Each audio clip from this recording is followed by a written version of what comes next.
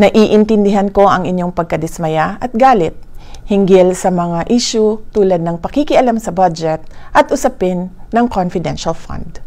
Ang mga hamon sa pamumulitika ay maliit lamang kumpara sa mas matinding pagsubok sa ating ekonomiya bilang epekto ng posibleng paglaki ng tunggalian ng Israel at Hamas at tumatagal na digmaan sa pagitan ng Ukraine at Russia.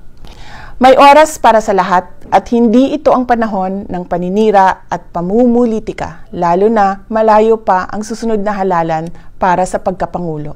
Huwag kayong sumama sa anumang uri ng pang-aapi.